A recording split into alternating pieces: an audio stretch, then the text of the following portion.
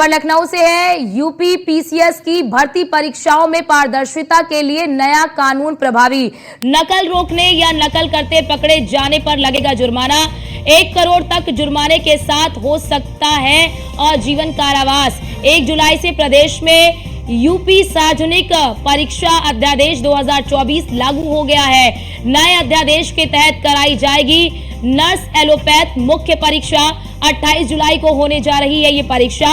UP सार्वजनिक परीक्षा आपको जानकारी दे दे कि अनुचित साधनों का निवारण अध्यादेश 2024 लागू। तो ये बड़ी खबर आपको बता दें कि 28 जुलाई को परीक्षा होने जा रही है और उस परीक्षा में अगर किसी प्रकार की कोई नकल, किसी प्रकार की कोई अगर धरपकड़ की जाती है, कोई नकल करता है या फिर उसमें कोई संलिप्त पाया जाता है तो कड़ी कार्रवाई इसके खिलाफ की जाएगी।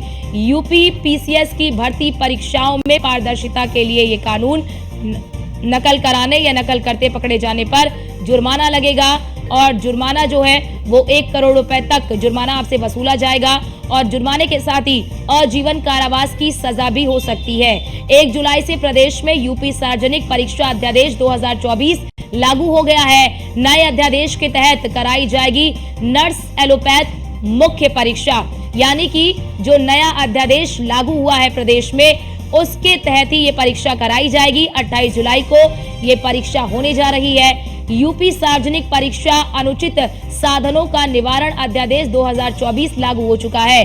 लखनऊ से ये खबर। यूपी पीसीएस की भर्ती परीक्षा में पारदर्शिता के लिए ये कानून काफी ज्यादा सहायक सिद्ध होगा। नकल कराने या नकल करते पकड़े जाने पर जुर्माने का प्रावधान है और जुर्माना भी बहुत बड़ा है, यानी कि 1 करोड़ रुपए तक जुर्माना, इसके साथ ही आजीवन कारावास की भी सजा हो सकती है।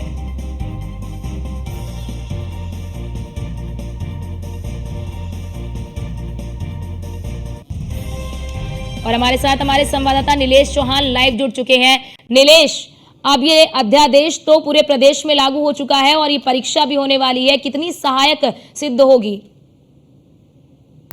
देखिए, बिल्कुल अगर हम उत्तर प्रदेश में होने वाली परीक्षाओं की बात करें तो बड़े पैमाने पर जो मुन्ना भाई गैंग के सदस्य होते हैं वो कहीं ना कहीं भर्ती परीक्षाओं को लीक कराने में या फिर नकल माफियाओं के साथ साठ-गांठ करके पर्चा लीक कराने के लिए जाने जाते रहे। हालांकि उत्तर प्रदेश सरकार लगातार ये प्रयास करती आई है कि उत्तर प्रदेश के जो नकल माफिया हैं, जो बड़ी परीक्षाओं में, छोटी परीक्षाओं में सेंध लगाने का काम करते हैं, ऐसे में उनके ऊपर कठोर कार्रवाई हो, उसको लेकर प्रयास भी लगातार किए गए हैं। हाल फिलहाल की अगर हम बात करें तो उत्तर प्रदेश के मुख्यमंत्री ने साफ तौर पर कहा है कि उत्तर प्रदेश में जो भी भर्ती परीक्षाएं होती हैं उनमें सेंध लगाने वाले व्यक्ति को बिल्कुल भी बख्शा नहीं जाएगा, उसके ऊपर कठोर कार्रवाई की जाएगी। क्योंकि भर्ती परीक्षा में सेंध नहीं लगती बल्कि एक युवा के भविष्य के साथ खिलवाड़ किया जाता है। ऐसे में युवा के भविष्य के साथ खिलवाड़ करने वाले व्यक्ति के ऊपर कठोर कार्रवाई की जाएगी। उसी के तहत अगर हम यूपी पीसीएस की भर्ती परीक्षाओं की बात करें तो भर्ती परीक्षाओं में पारदर्शिता लाने के लिए उत्तर प्रदेश सरकार ने बड़ा कदम उठाया है। नकल कराने या नकल करने वाले अभ्यर्थियों के ऊपर सख्त कार्रवाई की जाएगी। करीब 1 करोड़ रुपए का जुर्माना लगाने के साथ साथ आजीवन कारावास की सजा भी हो सकती है।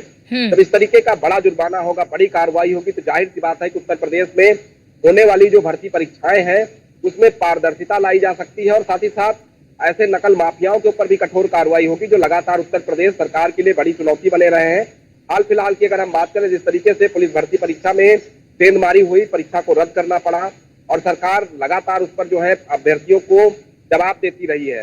अब उसको देखते हुए 1 जुलाई से एक नया अध्यादेश लागू किया गया है जिसमें परीक्षाओं में सेंध लगाने वाले लोगों के ऊपर कठोर कार्रवाई होगी, 1 करोड़ रुपए का जुर्माना, साथ ही साथ आजीवन कारावास की सजा भी हो सकती है।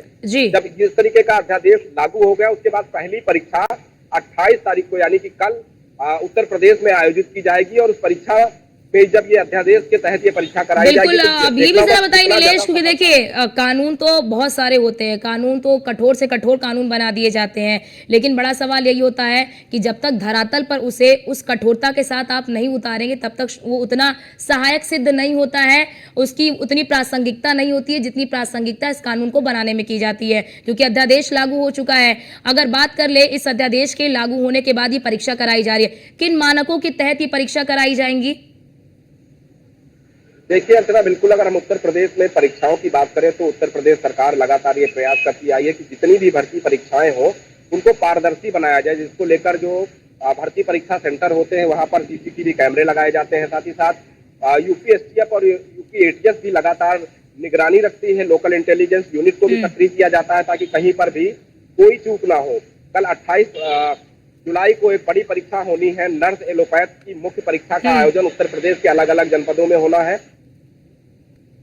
ठीक है, बहुत शुक्रिया आपका तमाम जानकारी साझा करने के लिए।